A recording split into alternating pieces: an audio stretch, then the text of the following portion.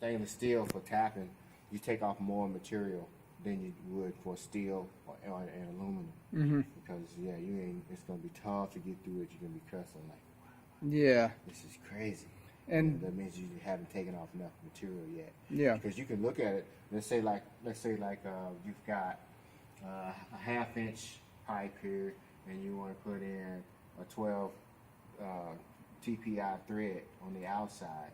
So you got your die, with a 1/2 inch 12 on there, and then it calls out to make that thing 1/2 inch on aluminum. So you keep it 1/2 inch. You don't take none off. Yeah. On steel it says 1/2 inch. But on stainless, you better take it down to about 4/94. Take about 6-7 thousandths off or something like that of that 1/2 inch, so that you can thread it. Yeah. It's tough. so to take a, let's just say a rod, whatever it is, and just to start shaving Shaving it off. it off. You get a rod, a solid piece of rod. Yeah. And the first thing you want to do is take your drill. I took a chuck's home. Take your drill. I'll get you straight. Yeah. Take your drill, put it in your chuck here. This right here, it locks in to that. Okay. Okay. But if you come all the way back, it's going to kick it out like that. Oh, yeah. Okay, so if you put that in there like that, you're going to be in a world of hurt. So make sure it's all the way out, and then that's locked in tight. Okay. Okay. So you're going to unloosen that. You're going to need to get what they call a center drill. It's a little short, stubby drill with two drilling points on each end, usually one on each side. And you put that in here and tighten it, and then you turn this on and find that center. Drill down in there and let it get a little countersink. Okay. And you take this off and make sure when you do it, that's locked. When you put that in there, to make sure that that's in the center, that center point. Okay. That center drill goes into the center. All right. So you take that off. You take this off. And then you put in your live center. They make a lot of different kind of live centers. This is just the only one I have for this machine, but they make them a lot slimmer. Because you're going to find that sometimes this is too big to use. Okay. Because it's going to hit that. Oh. Especially if you got a small piece of material, 3/8 or something like that, and you got this in here, and your cutter's only sticking out right there, and you've got to go all the way up. And See then right it there, strikes see where it hits. So that's about as close as you could get. So maybe an inch piece of material, okay. But you can always move this too. You can loosen these Allens right here. It's 3/16. You can loosen these Allens, but keep in mind when you do this, the further away this blade is from here, it's going to cause a little vibration, A little bit of chatter. and that's going to show in your part. Okay. Okay. It won't be an even finish. It'll be Right. So you can move it out to there, and get it close. Sometimes I'll start a part. I'll start it, and then I'll keep a little extra on the end. I'll knock a little extra off, so I can cut it off when I'm done with the part, so I can get to the center. Oh, I see. Yeah. Okay. Okay.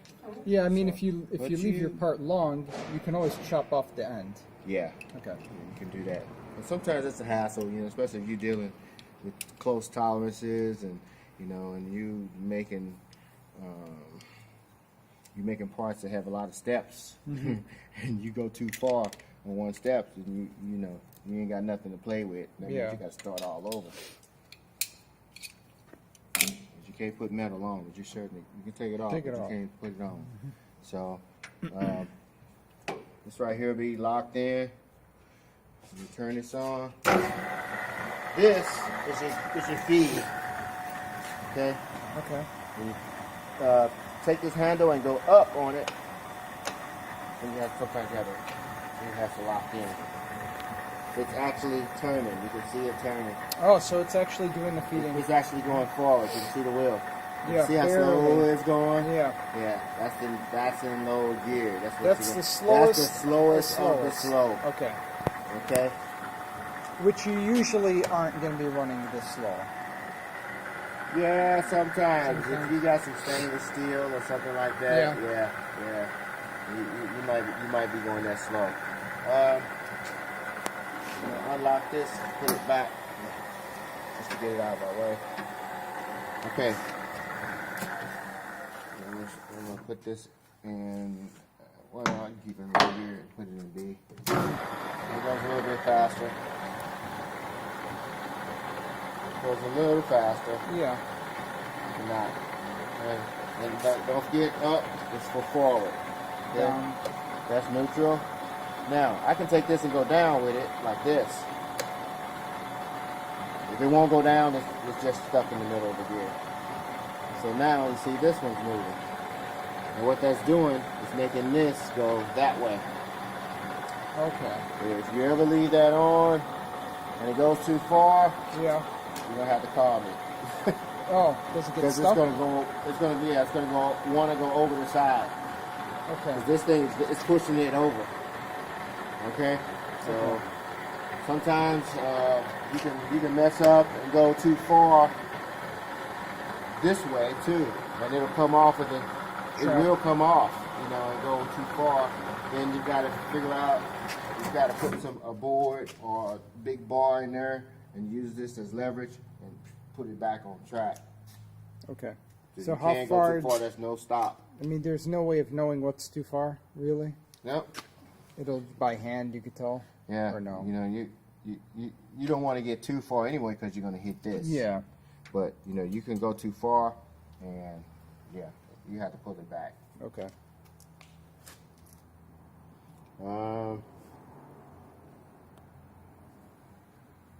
This lever works too. If you don't see this thing turning right here, you will have no feed. Mm-hmm. And sometimes it's because this thing is not in gear here. I'm not so familiar with the Chinese version of this. All right. What? You can get it into a gear. You see, it's not turning. Yeah. That's because it's not locked in. This is for your threading. Like I said, you always want to make sure that the thing is stopped before you change anything. Now it's turning it again. So these right here are just for the threading. Yeah, this right here is all for threading. Okay. And it changes your speed. It gives you the speeds right here, where to put your levers for whatever thread. This is all metric. Mm-hmm. This is all metric. It doesn't do standard. That's Have why you ever I used? never used it. You've never used I never it. used it. Never had kept much metric threads.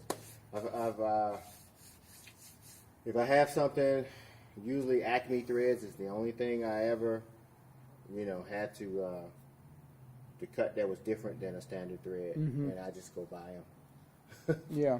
yeah, but that's all. It's only metric. Oil. You probably need to check the oil. I think it's okay. You just take these screws off right here. And there's the oils in there. Yeah, you can feel. This is not. It doesn't have a thing on there. It's just a plug. Okay. If you open this up, you see the gears in there. Yeah, and it's nice and clean. Yeah. In there, and I always try to wipe it off real good before I even open this up. So nothing falls in there. And you can feel your oil. Just watch your levels in there. Do you use a specific type or no? Just 10W30. Okay. Yeah. Any of this stuff down here? These are the power switches. It was to the pump and all of that stuff, but I've never used it. And this is transformers or whatever for the machine itself. So the pump, have you I ever don't think used this it? works. Or No, does- no, it oh, doesn't okay. work. Oh, okay. So that spout on top here, that doesn't work. No, sir. Okay. Never has, but that doesn't mean it can't. I mean, pump, Yeah, you could pump always. is $20. Yeah, you could stick a pump on there. Yeah. I don't know how they got this set up, how the guy had it set up, or whatever. Yeah. I don't like a lot of splashing. In my, if it had a shield up there, yeah. But yeah, I just used my squirt bottle, and it worked fine. Yeah. As a machine, cool mist is probably better than water, all water, or oil. Just and then because the more water you put in there, it's just gonna rust. It comes off, but Yeah. Some guys, that's all they use is water. There's no water. So, this right here's a brake. Don't hit the brake while it's running. Okay. You can stop. Turn it off. Stop. It works good.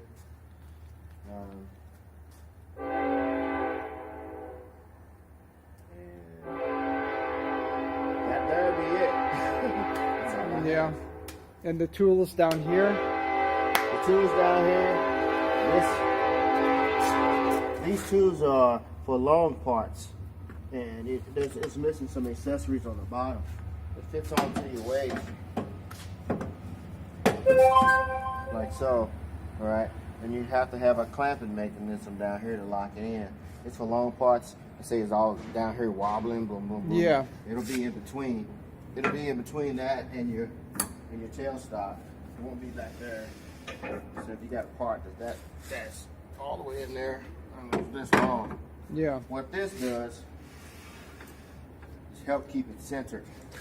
But you've got to make sure that you have it centered. Before you even try. Yeah. Yeah. Yeah. You got to make sure that you have it all the way locked in and centered. These lock it in. But what you need is a clamp down here to keep it clamped. Okay. You've never used this? Yeah, I've used it. Yeah. I used to have a piece of aluminum that got away from me. You put it on the bottom, and I had it threaded with a nut, and then I could tighten it down, and that locked this in. But it's not on the tray. This right here is another head like this, but it don't fit this machine. It's not for this machine.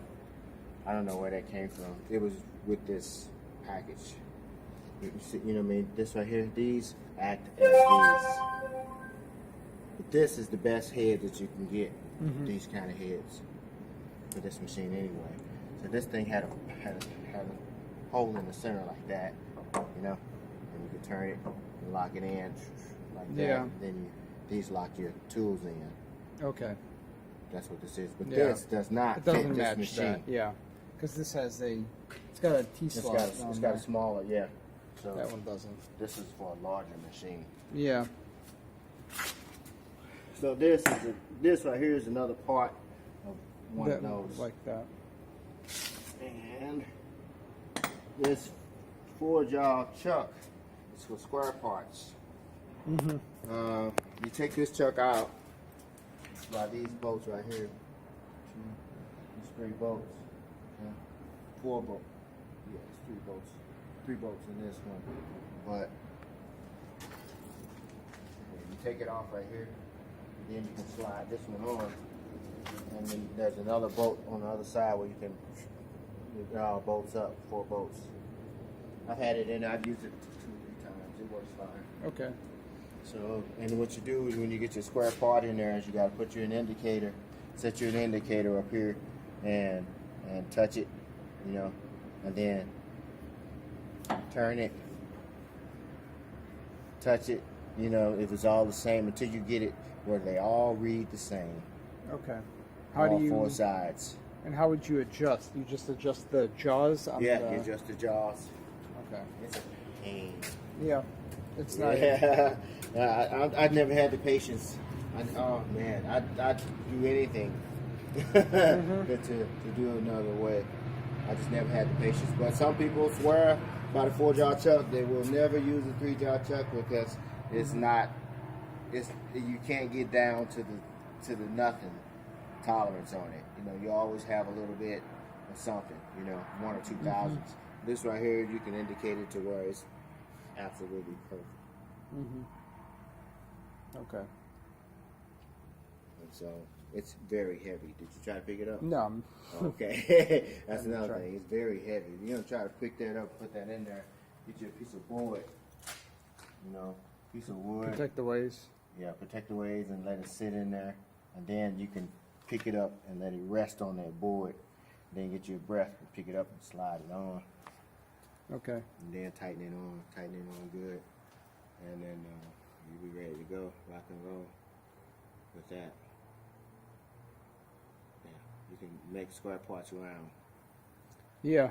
Yeah. I guess if you had a need for it. Yeah. So, even rectangular parts, you can do that too. Make it around in the center. That's it.